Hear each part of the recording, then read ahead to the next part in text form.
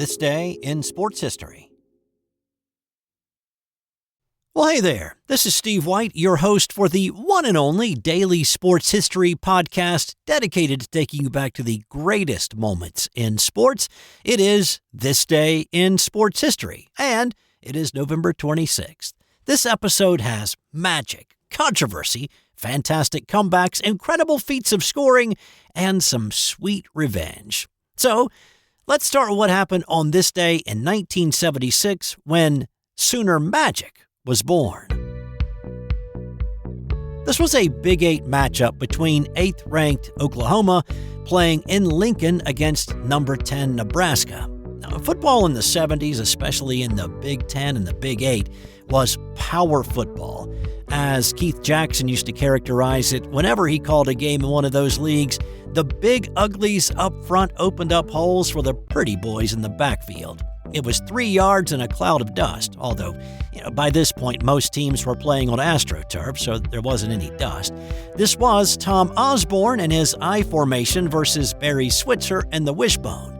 The ball only went in the air 11 times combined in this game. Oklahoma led 7-3 at the half, but Nebraska put 2 touchdowns on the board in the third quarter to take a 17-7 lead. And that's when Elvis entered the building for the Sooners.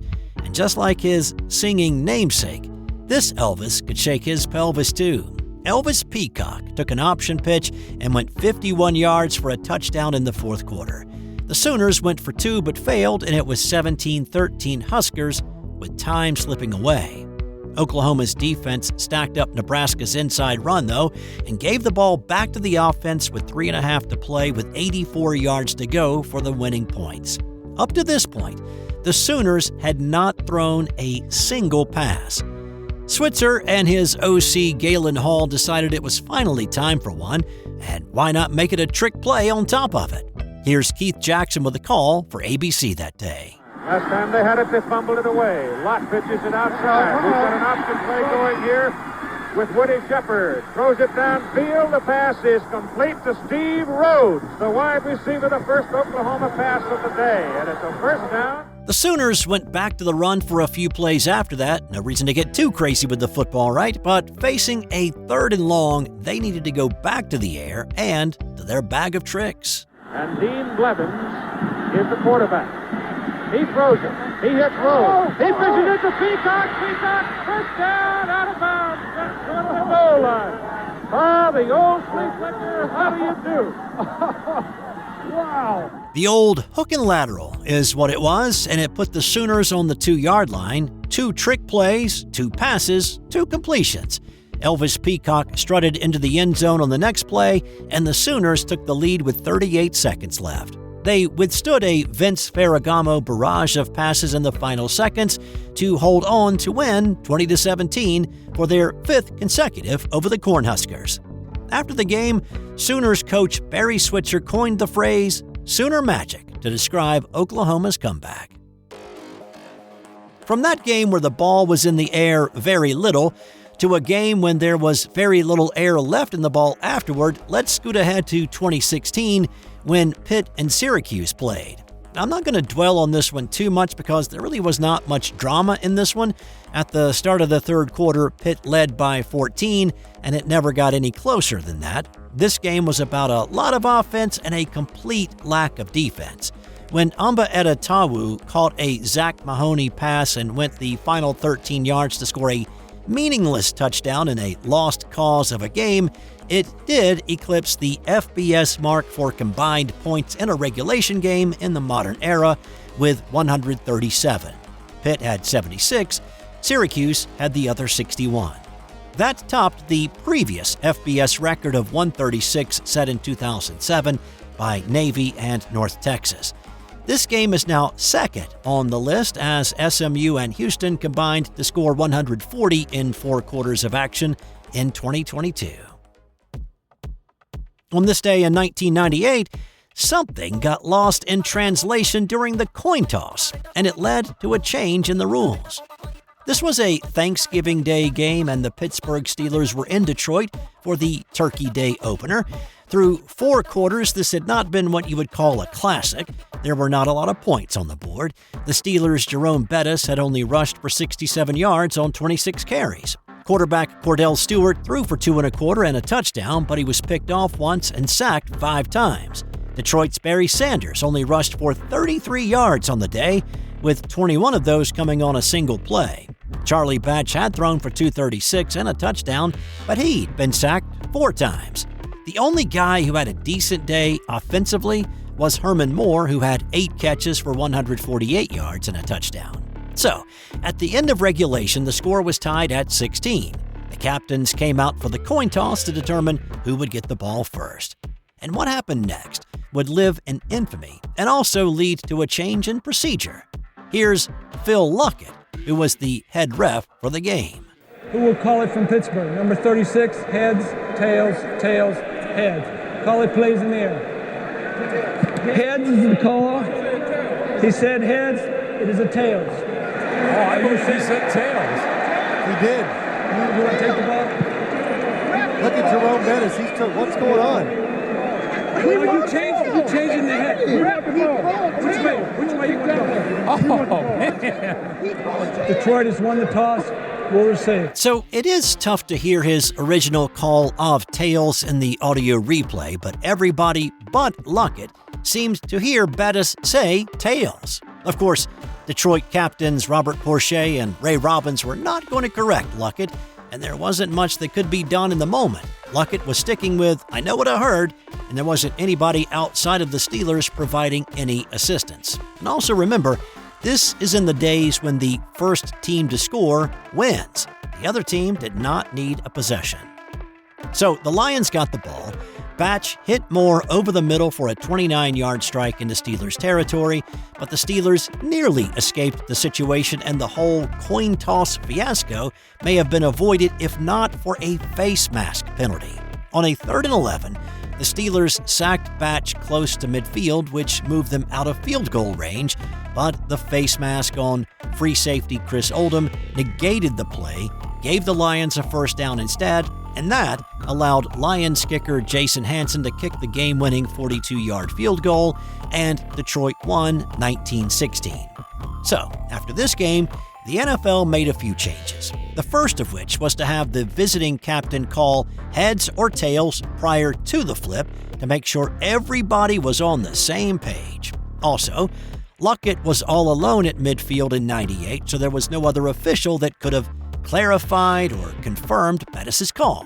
So the league made the change that 2 other officials had to be present during the coin toss. Of course, that did not help the Steelers on this day, and whether this was the catalyst to what happened to them in the final weeks of the season, or just an excuse for Steelers fans, this was the first of 5 straight losses for Pittsburgh that turned a promising 7-4 record before this game into a 7-9 record and a seat in front of the television for the playoffs.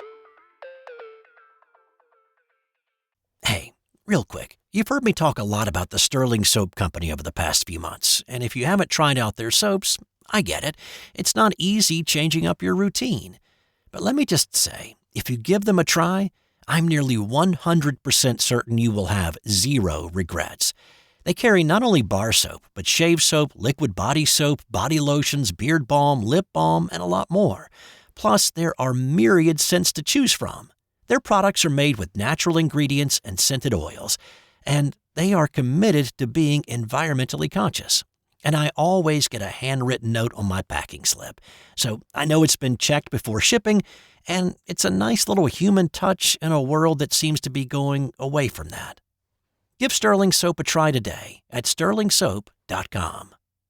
On this day in 2010, Auburn erased a deficit so large that even LL Cool J would call it a comeback. Don't call it a comeback. All right. We'll call it something else. That guy's got some really strict rules about what a comeback is and not. Anyway, this was the comeback, let's call it. It was the 2010 Iron Bowl game between Alabama and Auburn. The Tigers were led by SEC Player of the Year and soon-to-be named Heisman Trophy winner Cam Newton. The Tigers were number 2 in the country and entered the game with a perfect 11-0 record. Bama was the defending national champ and had started the season as the top-ranked team in the country, but a couple of league losses dropped them to number 9 in the polls. The Crimson Tide captured some of that early season magic in the first 25 minutes and rolled out to a 24-0 lead. The dream season for the Tigers was on the brink of slipping away. Newton got the Tigers on the scoreboard with a touchdown toss with a little over 5 minutes to play in the half, and it was 24-7. How different things may have been, though, had Nick Fairley not sacked Alabama QB Greg McElroy and forced a fumble and recovered it deep in Tiger territory with time winding down in the half. That at least preserved the deficit not getting any larger than 17 as the teams went to their locker rooms. This wasn't completely unknown territory for the 2010 Tigers. 3 times that season they had trailed by double digits only to come back and win. Auburn got to work quickly in the third quarter. Newton uncorked a long one to Terrell Zachary and 2 missed Tide tackles, and it was a 70-yard touchdown. The lead was down to 10. Under 5 to play in the third, Newton led a long, sustained drive down the field and capped it with a QB sneak. The lead was down to 3. Alabama took advantage of a fumble on a punt, but was only able to turn it into a field goal, and the lead was back to 6. Another sustained drive by Auburn that included a crucial 4th and 3 conversion led to this play. And here's Vern Lundquist with a call for CBS. Newton back to throw, under some pressure, pulls up, has his man open, caught, Lutzenkirchen. Auburn has claimed a tie in the ballgame. The PAT would give them the lead 28-27. The Auburn defense went into seek and destroy mode after that. They knocked McElroy out of the game, shut down the run game. Backup QB Scott McCarron could not connect with his receivers, and that was the ball game. So, some interesting things happened after this one. These are not fan bases that tend to be nice to the other. Auburn fans draped the Bear Bryant statue outside the stadium in a number 2 Cam Newton Auburn jersey. Well, that became the catalyst to what Alabama fan Harvey Updike did in the next 48 hours. Updike lived 13 miles from the Auburn campus, and he hated anybody and everybody associated with athletics, the university, or who just took a class or 2 there. He had the misplaced notion that Auburn students celebrated Bear Bryant's death in 1983 by rolling the Toomer's Corner Oaks. They did not. That is an urban legend, but that, coupled with what he felt was disrespect on Auburn fans' part by desecrating the Bear Bryant statue, he ratcheted up the hatred and he went way over the line from athletic supporter to tree killer. Auburn's Toomer's Corner is the gateway to Auburn's campus. 2 old-growth oak trees stood at Toomer's Corner in 2010. They were well-known and well-beloved. When Auburn won a football game, the trees got rolled. It was a tradition. Updike poured 4 gallons of a powerful herbicide around the base of the Toomer's Corner oaks in an effort to kill them. He confessed to his crime as a caller into the Paul Feinbaum show the following January, disguised as Al from Dadeville. Updike was soon identified. Arrested, he pled guilty and ordered to pay $800,000 restitution to the university and spend 6 months in jail. When Updike died in 2020, he still owed more than $790,000 of that restitution. The trees eventually died, but have since been replaced by fully grown oaks. All right, we've had controversy, we've had a comeback, we've had magic, we've had an overzealous fan. So how about a little revenge? Well, in the 1998 NFL Draft, Marshall receiver Randy Moss was one of the top prospects and the top receiver in the draft. The Dallas Cowboys had the 8th overall pick, and they were interested in Moss. In fact, Jerry Jones assured Moss that they would be taking him with their first-round pick. But, of course, Moss had some issues back in college. Originally, he had signed his letter of intent to play at Notre Dame, but after taking part in a fight that had racial overtones at his West Virginia high school, the Irish rescinded their offer. He then committed to play at Florida State. Before playing a down for the Seminoles, he tested positive for marijuana, and Florida State cut ties with him. Well, at that point, If he transferred to another 1A school, he'd have to sit out a year. He'd already sat out 1 year between Notre Dame and Florida State, but going to a 1AA school or lower, he could play right away. So he went back home to West Virginia, and he enrolled at Marshall. He played 2 seasons for the Thundering Herd, won the Biletnikoff Award, was named an All-American, and he finished 4th in the Heisman voting, and there was no question about his talent. But of course, there were still those lingering questions about off-the-field issues. And so the Cowboys shied away from taking Moss and selected defensive end Greg Ellis instead. Moss slipped to the Minnesota Vikings with the 21st pick. Now at that point, Moss vowed revenge against Jerry Jones and the Cowboys, and his opportunity came 7 months later on this day in Dallas. It was Thanksgiving Day, and Moss had already become a star in the league. He had 8 TD catches by that point and 2 100-plus yard receiving games. Just 4 days before this one, he'd racked up 153 yards receiving against Green Bay. The Cowboys were already envious, but they had not seen anything yet. Just 2 minutes into the game, the Vikings called a flea flicker. Randall Cunningham's pass was a little underthrown, but Moss made the adjustment, caught his first pass, and scored his first touchdown. Under 3 to play in the first quarter, Cunningham reared back and launched another one downfield for Moss, who caught his second pass of the game and scored his second touchdown. With time winding down in the third quarter, Moss was after it again. Here's Pat Summerall calling the action for CBS that day. The Cowboys showing blitz. Minnesota picks Randy Moss, breaks a tackle, and Randy Moss races down the sideline, and Randy Moss just outruns everybody into the end zone. He is incredible. I think he might be enjoying some turkey. So his stat line for the day was 3 catches, 3 touchdowns, 163 yards receiving. Message delivered, message received. Revenge served up nice and cold.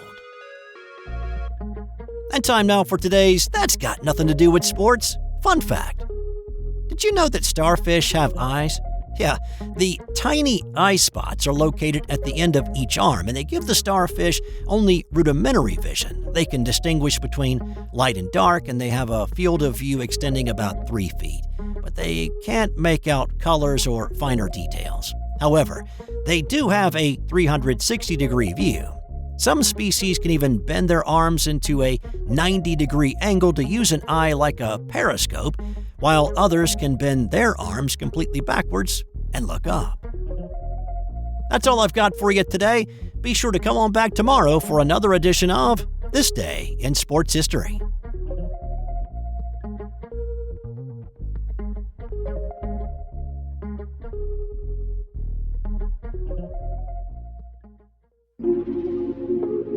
This has been an original Thrive Suite production.